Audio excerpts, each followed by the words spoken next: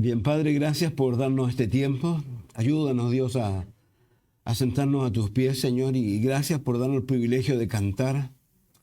Gracias por darnos la fe, Señor.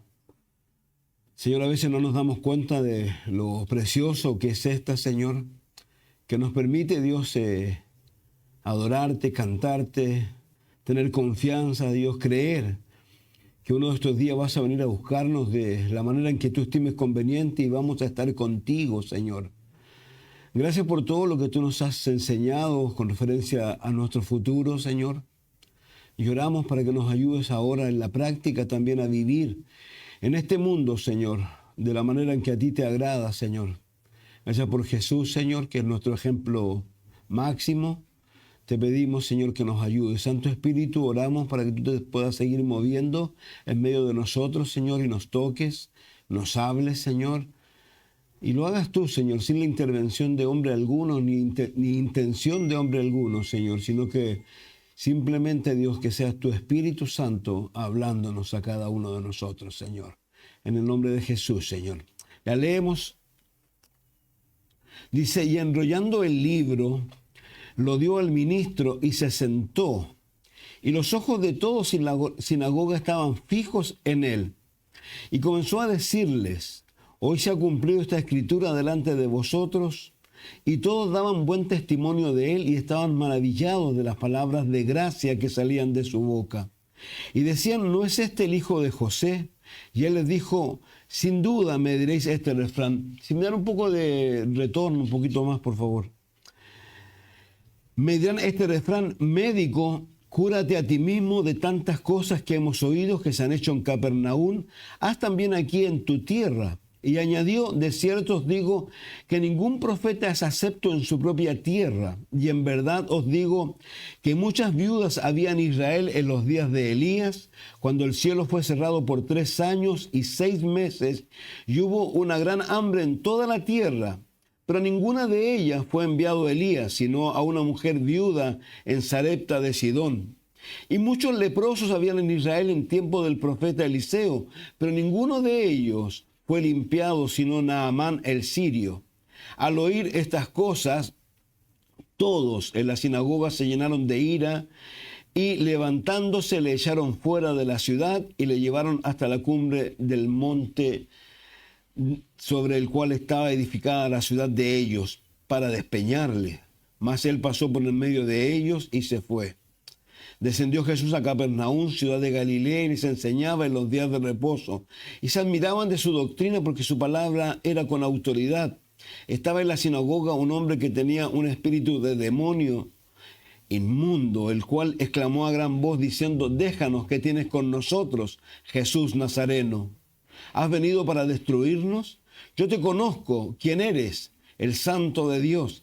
Y Jesús le reprendió diciendo, cállate y sal de él. Entonces el demonio, derribándole en medio de ellos, salió de él y no le hizo daño alguno. Y estaban todos maravillados y hablaban unos a otros diciendo, ¿qué palabra es esta que con autoridad y poder manda a los espíritus inmundos y salen? Y su fama se difundía por todos los lugares de los contornos.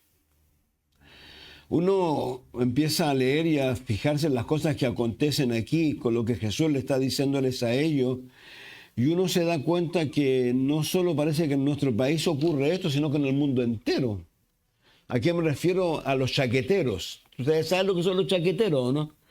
Que hay alguien aquí en Chile que es famoso y todos empiezan a bajarlo de ese lugar en donde él está hablando mal acerca de él.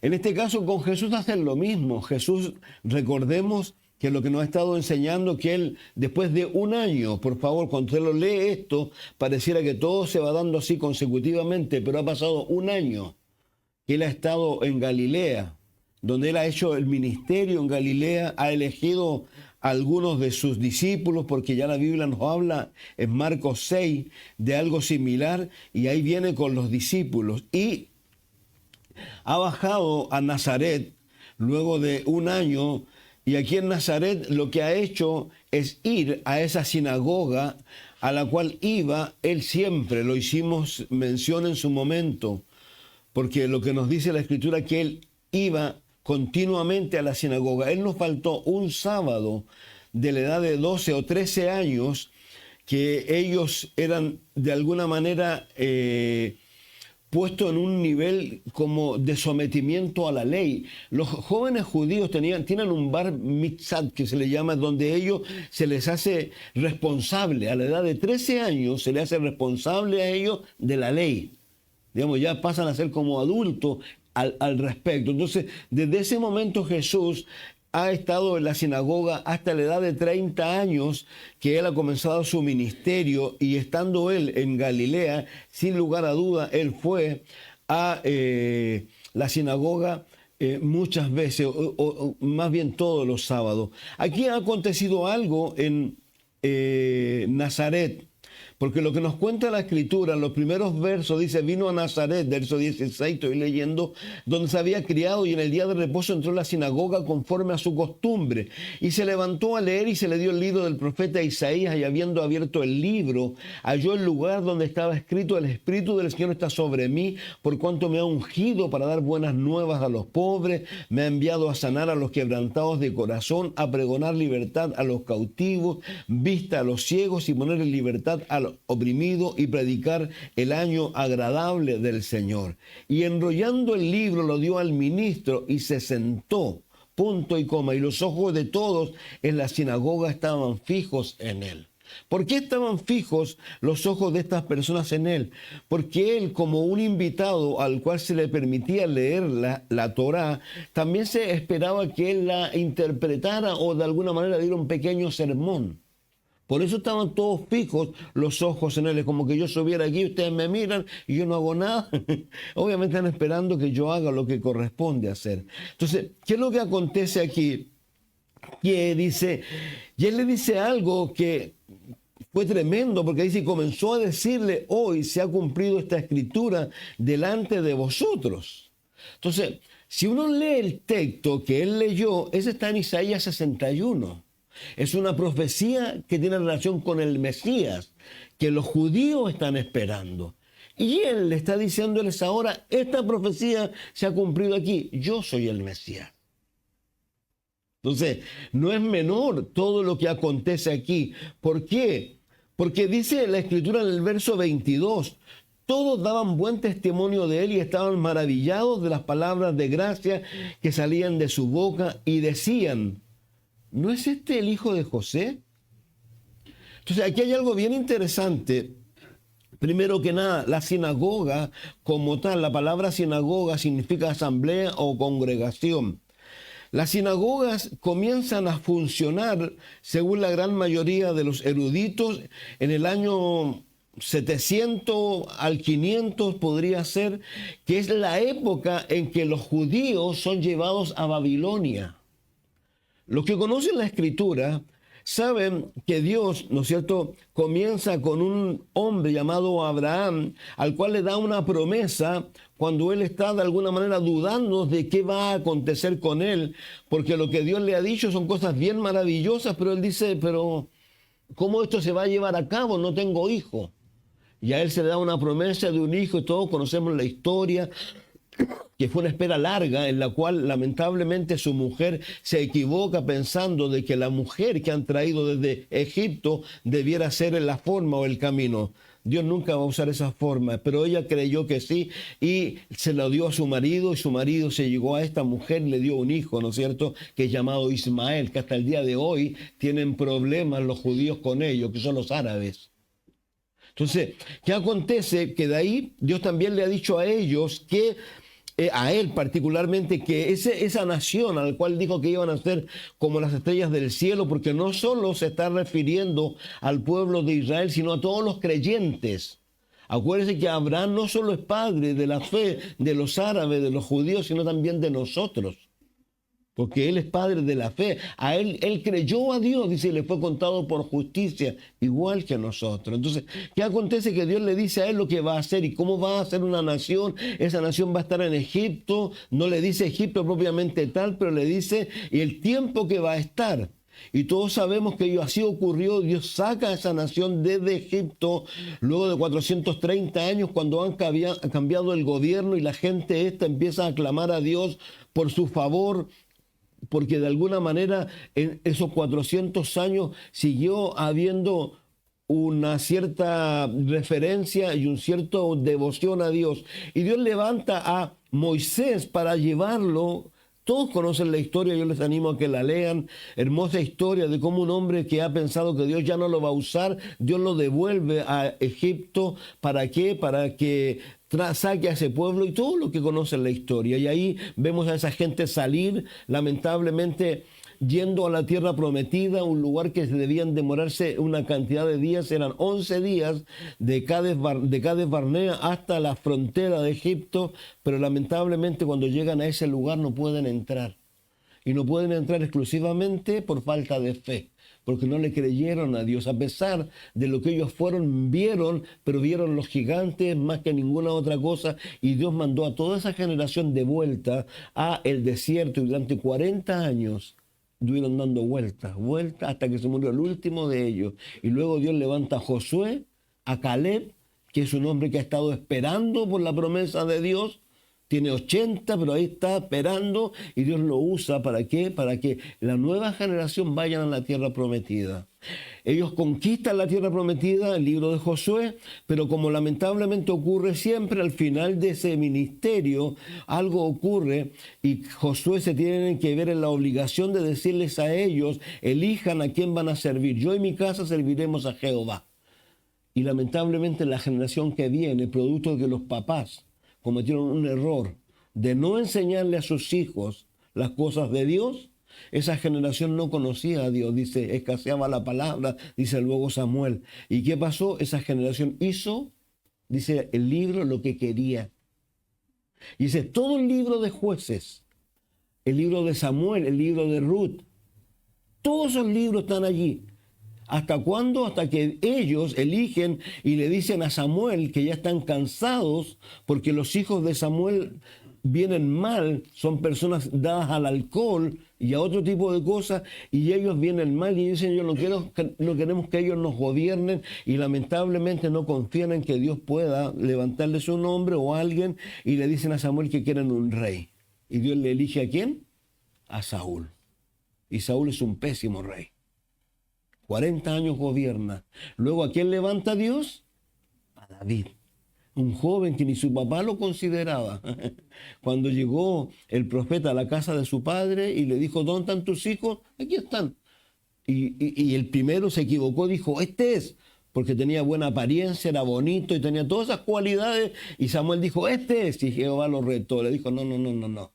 Tú lamentablemente estás mirando el exterior, pero yo que lo que miro, el corazón.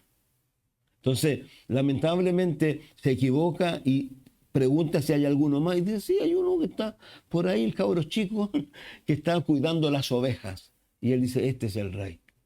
Y ese es un rey maravilloso, que es el único rey en donde realmente se pudo llevar a cabo la promesa de Dios. Es el único momento en la historia de Israel donde las fronteras de ellos se extendieron y nunca más se han extendido hasta que se extiendan, ¿sabe cuándo? En el milenio. Entonces Dios levanta a ese hombre y luego todos conocemos la historia. Lamentablemente, ¿qué es lo que sucede? Que viene Salomón, y Salomón, como dice también la Escritura, y otro problema no menor, dice que el amor de las mujeres lo alejaron de Dios, dice Nehemías.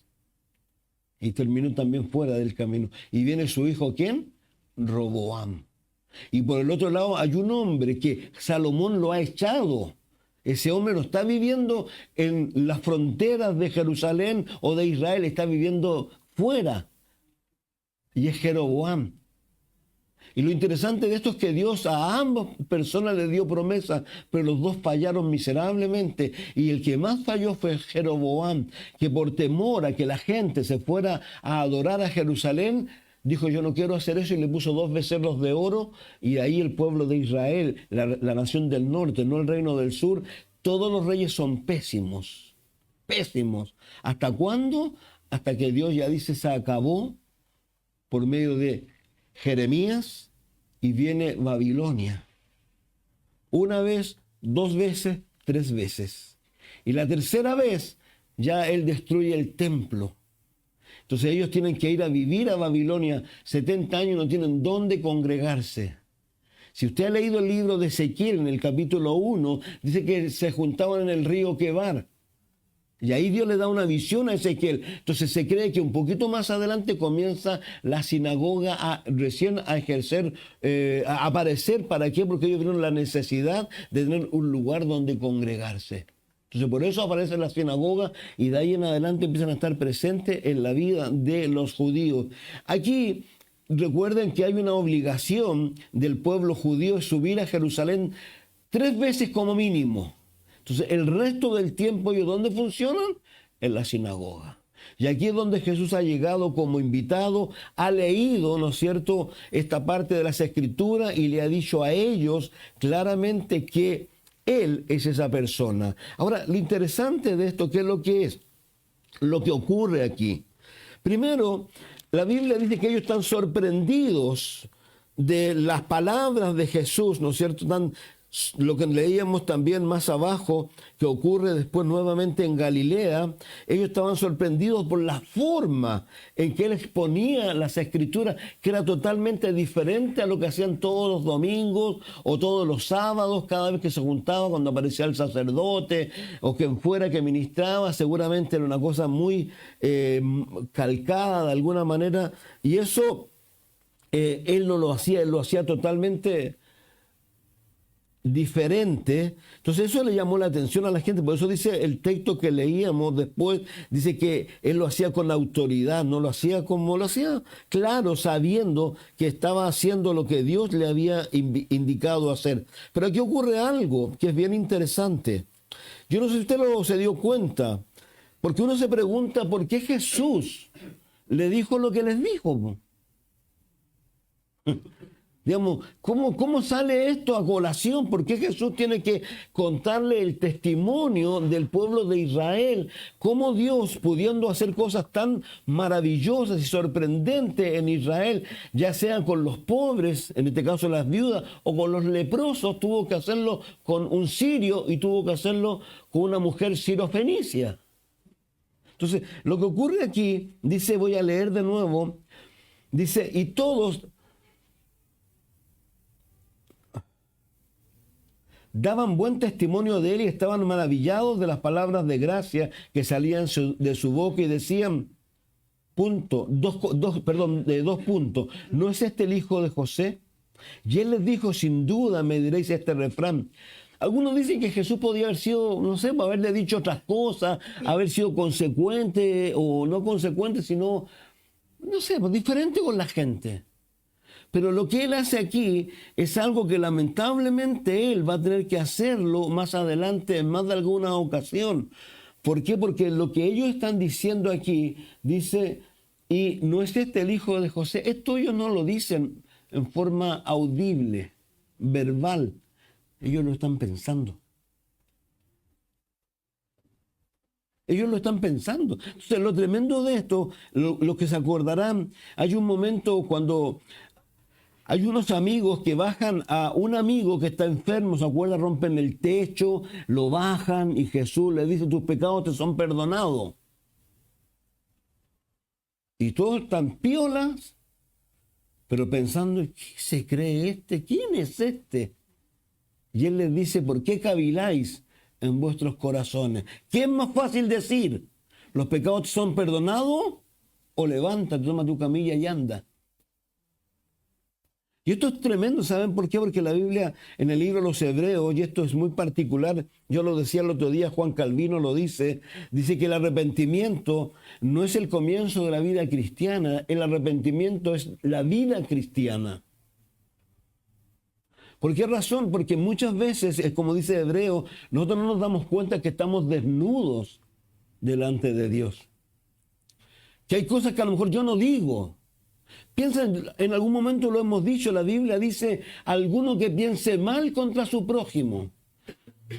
Digamos, a lo mejor algunos de aquí serán de los que nunca han dicho una palabra contra nadie. Y todo el mundo los mira, no, Viera y tú nunca. Pero en sus mentes y en sus corazones, por la que hablan. Y por la que dicen cosas. Y Dios esas cosas las tiene ahí al tanto. Por eso aquí es interesante lo que Él le dice a ellos. Vuelvo a reiterar porque Él podría haber sido diferente. Mire, quiero leerles en Marcos, vayamos juntos mejor, al capítulo 6, versículo 1 al 6.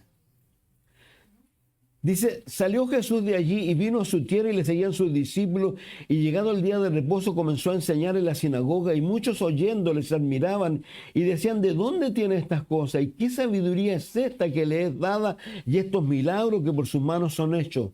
¿No es este el hijo, no es este el carpintero, hijo de María, hermano de Jacobo, de José, de Judas y de Simón? ¿No están también aquí con nosotros sus hermanas? Y se escandalizaban de él.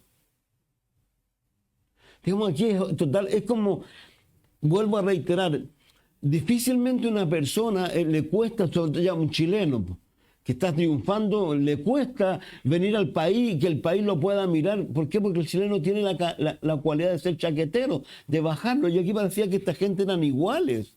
Tenían esta cualidad de poder ver lo malo más que lo bueno a nosotros. Entonces, claramente, lo tremendo es eso. Ahora, es tremendo aquí. Hay algo que es muy importante que quiero mencionar. ¿Por qué razón?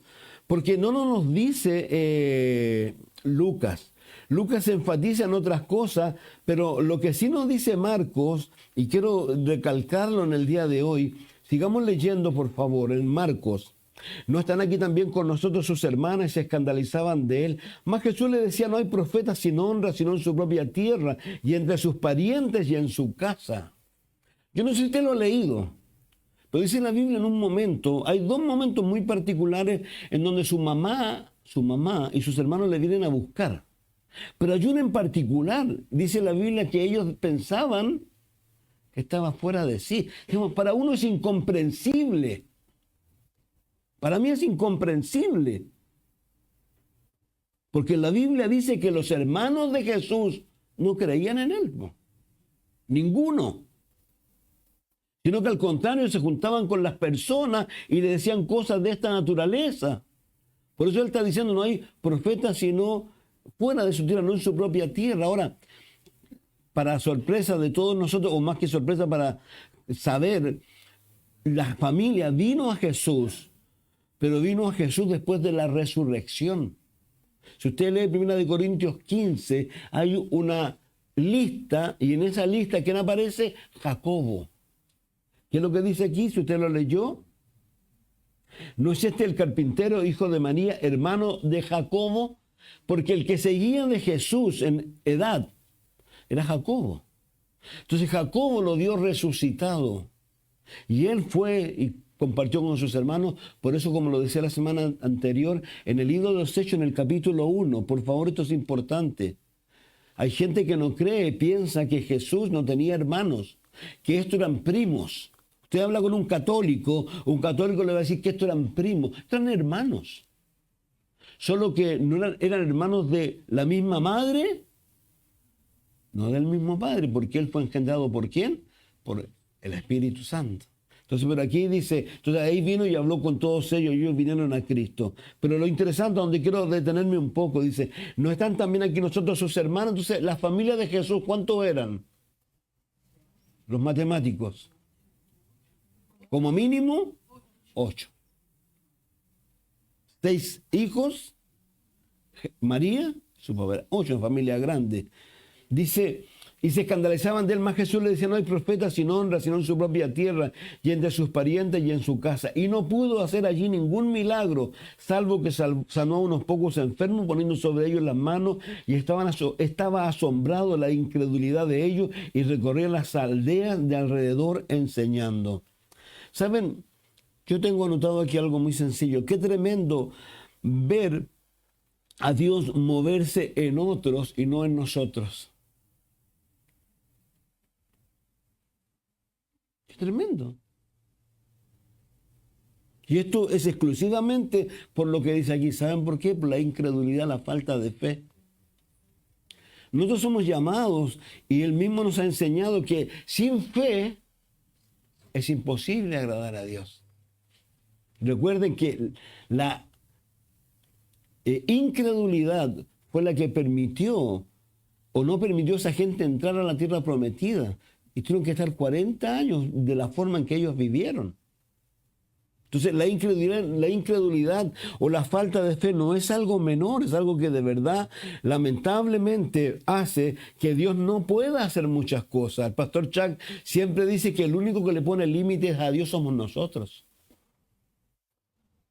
Por la forma o por las cosas que hacemos que nos muestran fe y nos muestran confianza en el Señor. Entonces aquí eso es lo que ha acontecido, que Lucas no nos lo dice, pero sí nos cuenta Marco. Entonces, por eso luego tiene que él hacer mención de cómo Dios se movió fuera de los límites de Israel con Elías, tanto como Eliseo, producto de la falta de fe de esas personas. Entonces, es una pena realmente que Dios pueda querer hacer cosas. Ahora, lo tremendo de todo esto, y es lo más para mí, también no debo sorprenderme, y ninguno de nosotros debe sorprenderse de esto, porque si nos adelantamos un poco en el texto, vamos a volver para atrás, dice, y no sé si lo leímos en realidad, me parece que no, sí se lo leímos un poco, pero quiero ir al capítulo 4, por favor, al verso 31.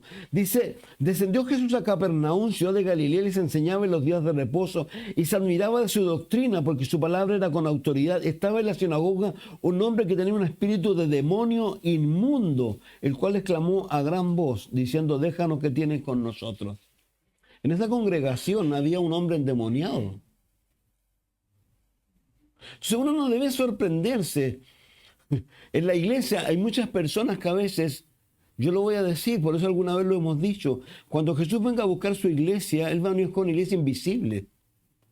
Él no viene a buscar a Capilla Calvario, la Asamblea de Dios, Él viene a buscar una iglesia invisible. Y sin lugar a dudas, cuando Jesús venga, hay personas que no se van a ir con Él. Y no porque yo lo diga, porque la Biblia lo dice. Recuérdense que en el libro de Apocalipsis, yo lo decía, el Señor escribe esa carta luego de escribir la última carta del autor a los hebreos, seguramente año 62, 63, de ahí no hay más escritura hasta el año 95, donde Dios envía cartas personales a la iglesia. A 7 iglesias le escribe Él personalmente, yo Jesús. 2 de esas iglesias estaban aprobadas, 5 estaban desaprobadas. Y lo que más les dice Él, vengo pronto. Recuerden que a uno le dice, tiene el nombre de que vives y estás muerto, le dice a uno. A otro le dice, ¿sabes qué? Tu problema es que eres tibio, no frío ni caliente. Ahora, esas cartas, ¿saben qué? Fueron tan tremendas y tan interesantes y tan importantes que lograron. Porque yo quiero hacer mención de algo, y lo decía el otro día, y esto es lo importante para ustedes y para mí. El libro de los Hebreos, en el capítulo 2 y en el capítulo 10, hace referencia a 2 cosas. En el libro de los Hebreos dice que tengamos cuidado de dejar de prestar atención a las cosas que hemos oído, no sea que nos deslicemos. Y el libro de Hebreos capítulo 10 dice, si Dios fue enfático en llevar a cabo las palabras de los ángeles que anunciaron juicio como el de Sodoma y Gomorra, ¿cuánto más con las palabras de Jesús? Entonces, esto es lo más tremendo, no es llegar, como dice Santiago, si el problema más grave, y creo que quiero reiterarlo esto, el problema más grave es que nosotros oímos, pero no escuchamos. ¿Y cómo sé eso? Por lo que uno puede hacer posterior a lo que Dios está hablando. Si Dios te dice algo y tú al otro día persistes en hacer cosas que son contrarias a lo que la Biblia dice, ¿de qué está hablando entonces la vida? La Biblia está hablando de lo que dice Pablo a Timoteo, que hay muchos que niegan su fe. ¿Con qué? Con lo que hacen. Si no es menor. Hay que tener un cuidado muy grande con, no, si yo confesé a Jesús, no, si yo creo en Jesús. Los demonios, aquí hay uno. ¿Sabes que los demonios tienen una mayor? Es tremendo cuando tú lo lees. Este demonio, ¿sabes lo que dice? ¿Sé quién eres? Hay gente que no conoce a Jesús, que no conoce nada de Jesús, que no sabe de Jesús, porque no sabe de su palabra.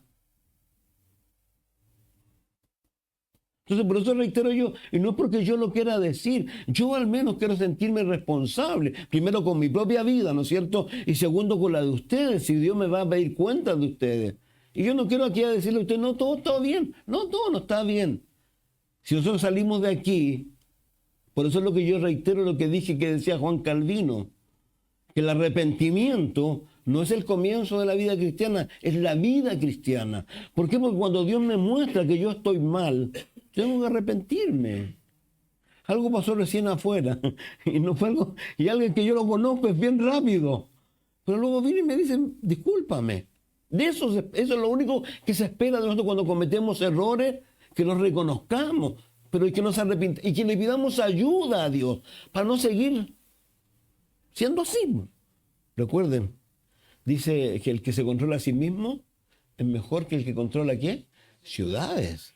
Si no es menor, el miércoles hablamos bastante acerca de eso, del enojo. ¿Se acuerdan que lo hablábamos el miércoles, los que estaban aquí? La Cecilia no estaba, así que no sabe. No, pero escuchó el estudio. Y hablábamos del enojo, que nos podemos enojar.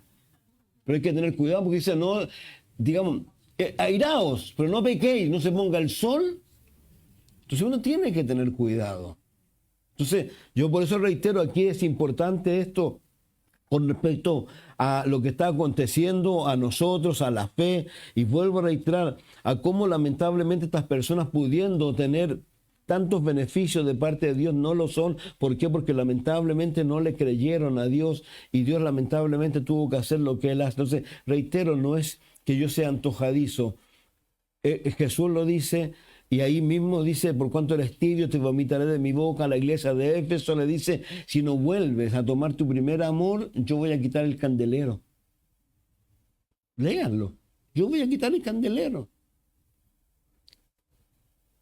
Entonces, y lo hemos dicho tantas veces, el mismo Señor Jesús enseña. Y yo lo decía el otro día y voy a reiterar algunos textos, citándolos, parafraseándolos. Primera de Juan, capítulo 2, verso 28, el capítulo 3, verso 1 dice, amados, somos hijos de Dios, no sabemos lo que hemos de ser, pero sabemos que seremos semejantes a Él. Y el que tiene esta esperanza, ¿qué hace? Se purifica a sí mismo, extraordinario. Y el verso anterior, ¿qué es lo que dice? Cuando habla, no améis el mundo, y dice, porque muchos se alejarán de Él avergonzados. Jesús mismo enseñó en el capítulo 7 que va a haber personas que le van a... Fíjense que el engaño de esta persona es tan tremendo que llegan al final de sus días y no se dan cuenta de su religiosidad, de su religión. Que, Señor, ábrenos, Señor, ábrenos. Perdón, perdón. Jesús le dice, no te conozco. Y ellos dicen, argumentan, Señor, hemos hecho todas estas cosas. Perdón. No es menor. Y Jesús mismo enseñó, dice claramente cuando habla de la parábola de las 10 vírgenes. ¿Cuántas son sensatas? ¿Insensatas? La mitad de la iglesia. Insensatas. Porque no tenían ¿qué? Recuerden algo muy simple. Si esto yo reitero, y yo a veces yo simplifico, y me gusta simplificar, porque tampoco quiero complicarme yo la vida. En el sentido práctico. Dios siempre quiere hablarnos. Pero, y yo lo hemos dicho tantas veces cuando dice el Señor por medio del apóstol Pablo, todo lo que hagáis, ¿hacerlo para quién? Si esto es sencillo. Pero a veces no nos permitimos eso. Como si alguien va a hacer almuerzo y está enojado con tu marido, hácelo más rico todavía. Hácelo para el Señor y en lo que sea. Si saben de verdad, eso simplifica la vida. Por eso tenemos que tener algo que es muy importante, que Jesús se los dijo a ellos cuando ellos les dijo, me voy, pero tengo que irme. ¿Por qué? Porque es necesario que me vaya para que venga ¿quién? El Espíritu Santo. Y el Espíritu Santo los va a guiar a toda la verdad. El Zacarías, cuando tiene que decirle a ellos, a Josué y a Zorobabel, le dijo, no es con espada, no es con ejército. ¿Con qué es lo que es? Entonces de eso se trata, de pedirle ayuda a Dios. Y sobre todo de esto que a veces nosotros decimos, ¿saben que esto es tan tremendo que a veces ni siquiera nosotros nos damos cuenta de ciertas cosas? El salmista, en el Salmo 139, si mal no recuerdo, cuando le dice a Dios, Señor, por favor, mira mi corazón y ve los pecados que me son ocultos. Que yo puedo pensar que no soy orgulloso, que yo no soy, y de repente alguien mira y dice, te viene ahí. Y Dios tiene que traernos por medio de su espíritu para que podamos realmente arrepentirnos. Entonces, reitero, de eso un poco es lo que se trata esto. Esta gente, lamentablemente, yo siento realmente lástima por estas personas que están ahí. ¿Por qué? Porque a pesar de que estas personas estaban en la iglesia, si pudiéramos llamarlo, por favor, reitero, piensen, trasládense a la sinagoga, un día sábado, todo alucinado, como buen judío, se arregló los rulos, ¿no es cierto? Se puso lo que fuera y fue a la sinagoga, y se sentó en la sinagoga y más encima hay un invitado. Ya no estaba el pastor de todos los domingos. Había un invitado, alucinado, y el invitado lee y de repente dice cosas. Y lo mío, bueno, bonito lo que dijo, pero ¿y quién se cree para decir esto? Y lo tremendo de eso es tan tremendo, es tan, para mí, doloroso en el sentido de que, y reitero, voy a graficarlo de esta manera, porque hay gente que se supone que antes de todo esto adoró a Dios, cantó, pero ¿qué hicieron después? ¿Qué hicieron después que Dios les descubrió el corazón? Porque lo que Dios hace aquí es descubrirle el corazón a ellos. Cuando dice, enrollando el libro, le dio al ministro, se sentó y los ojos de todos sinagoga estaban fijos en él y comenzó a decirle, hoy se ha cumplido esta escritura delante de vosotros, y todos daban buen testimonio de él y estaban maravillados de las palabras de gracia que salían de su boca, punto. Y decían, aquí y aquí, no sé, ¿qué?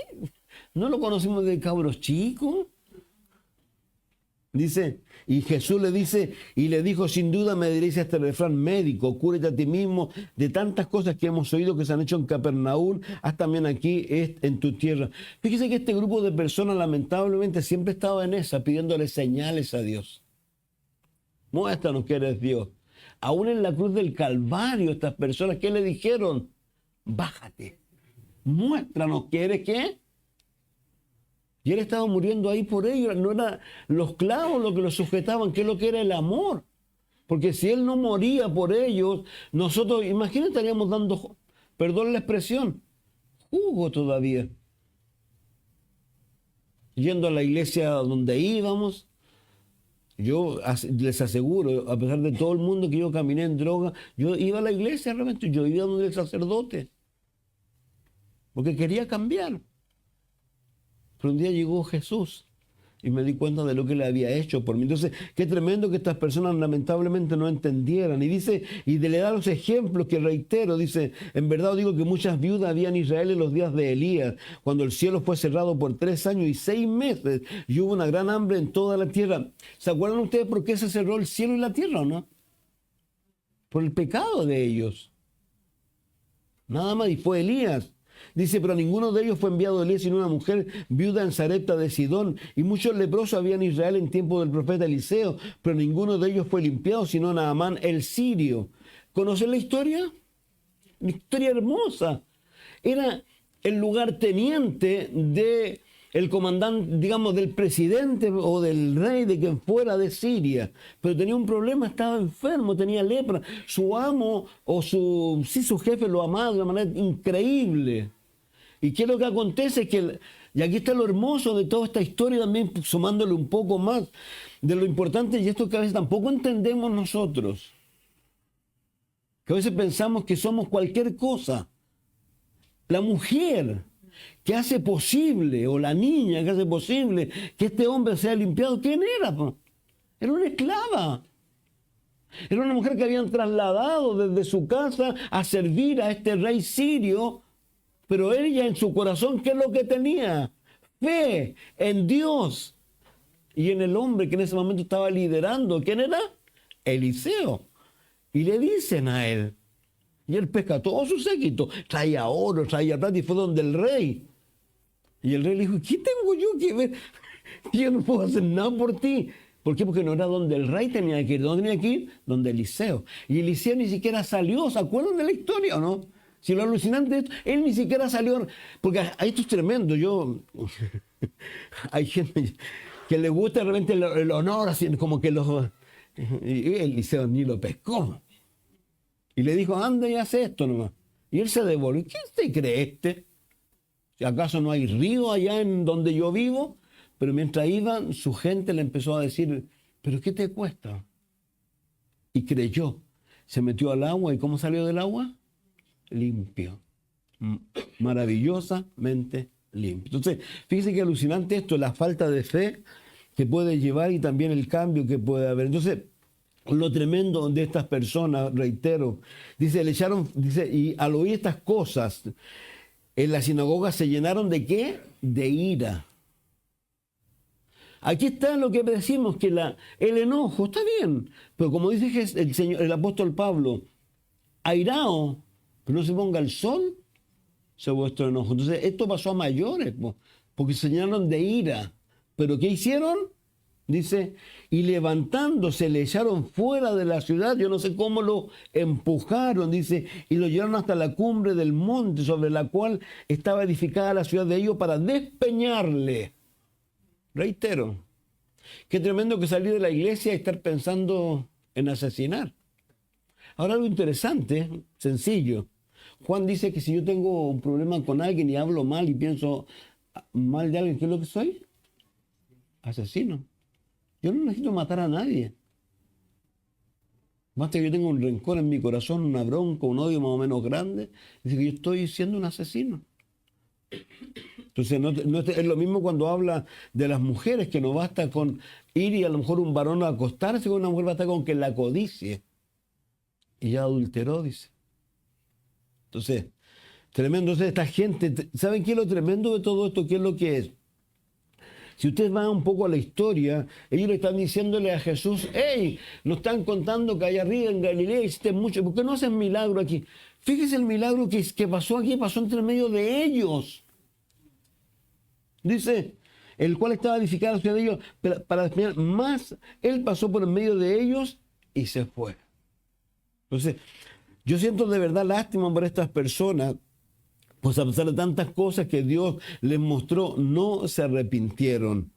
Hay una serie de escrituras donde claramente Dios hacía hacía cosas con ellos.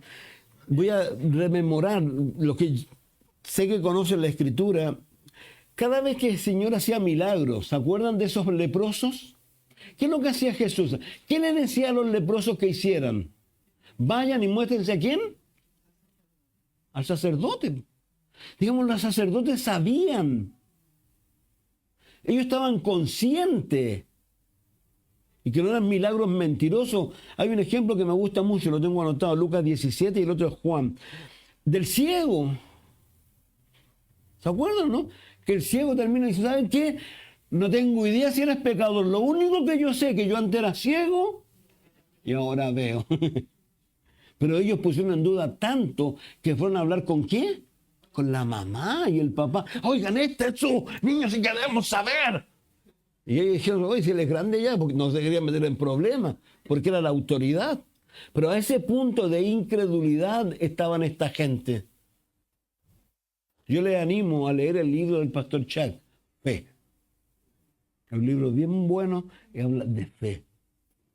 Dios, recuerden una cosa, lo único que Dios espera de nosotros, que tengamos fe. ¿Cómo qué? ¿Cómo qué?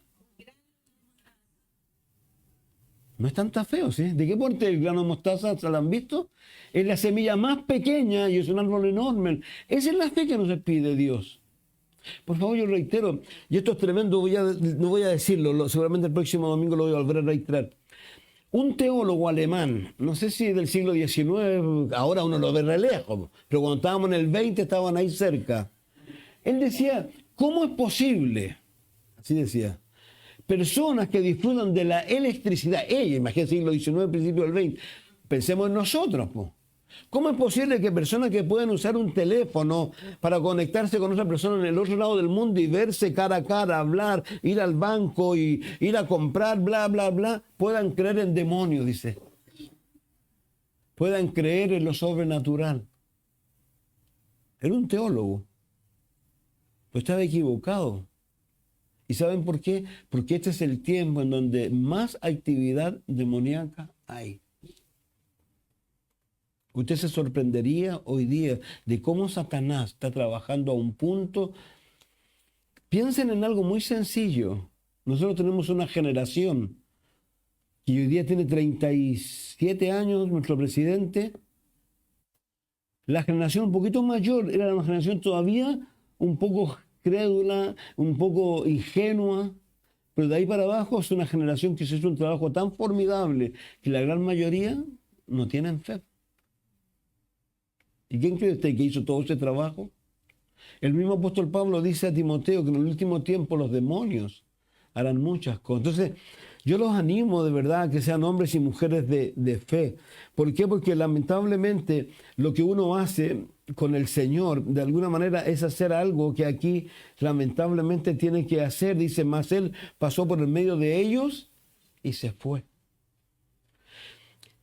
El peligro más grande que hay hoy día, si usted lo leyó, por favor quiero llevarlos al libro de Apocalipsis, capítulo 3.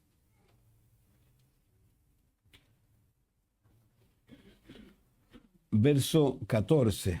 Dice, escribe al ángel de la iglesia en la Odisea, aquí el amén, el testigo fiel y verdadero. El principio de la creación dice esto. ¿Quién es? Jesús. Yo no sé qué pasaría contigo si Jesús te manda una carta. Ahora Jesús nos mandó cartas, estas son cartas de Dios. Por eso reitero lo que dije en delante, que dice el libro de los Hebreos 2.